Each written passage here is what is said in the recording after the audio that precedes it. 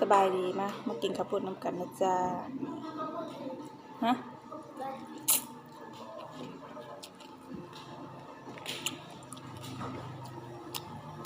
แซ่บปรี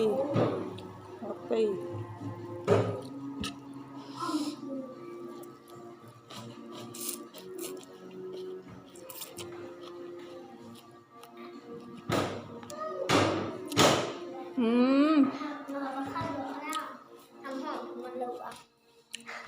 นี่ค่ะคุณเอา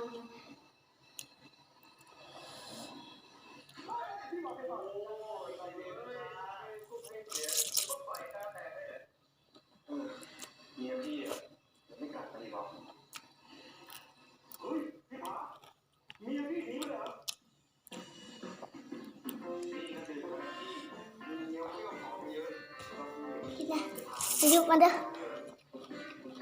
เด้อยุบให้ยัง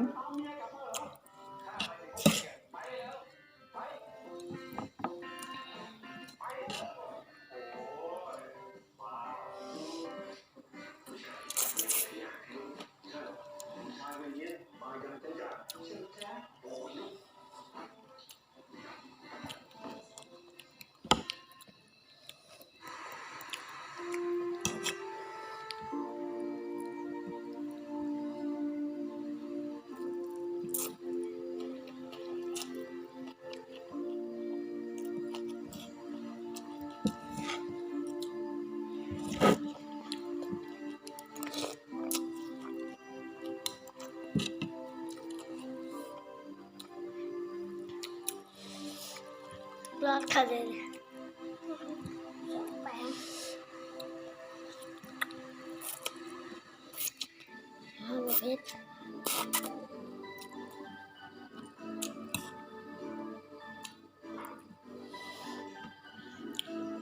ไก่ไก่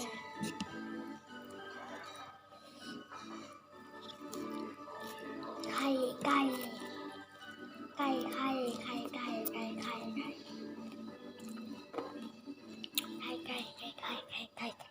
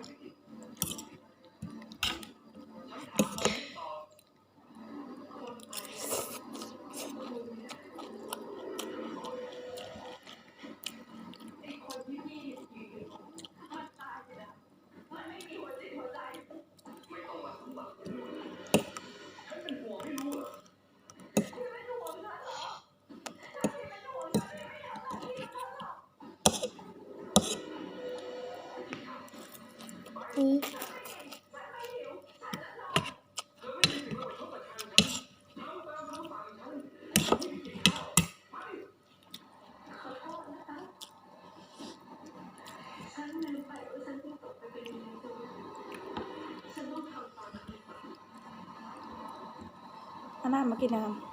ำเย็น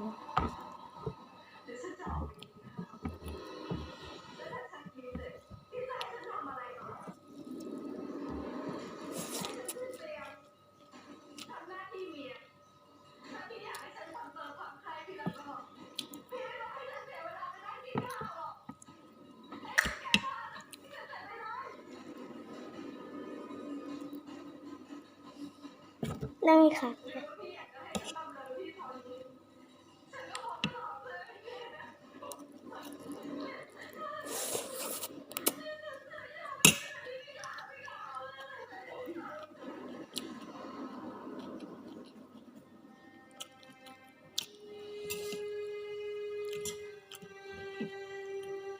โอ้จะเป็นจังไรจังนะเนาะพ่อ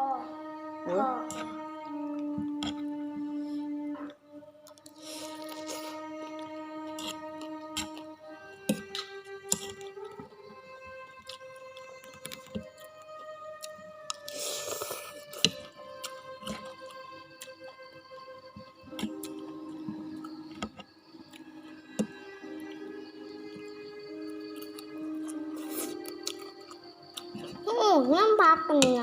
กินแล้วมันจะเป็นหยัง โอเคสิมัน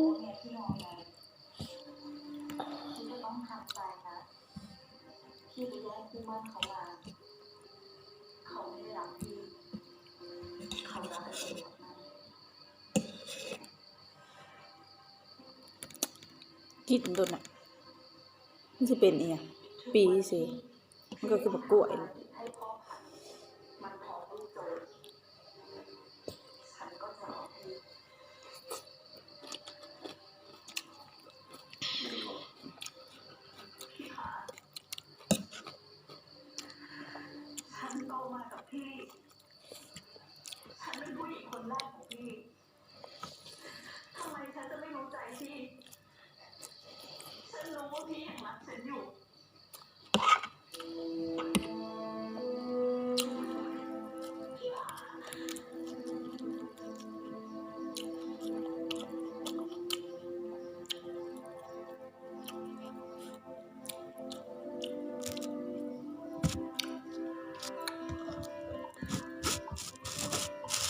นะ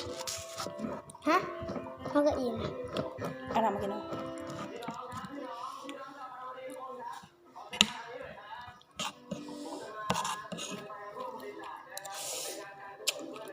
แค่นี้จ้ะบ๊ายบาย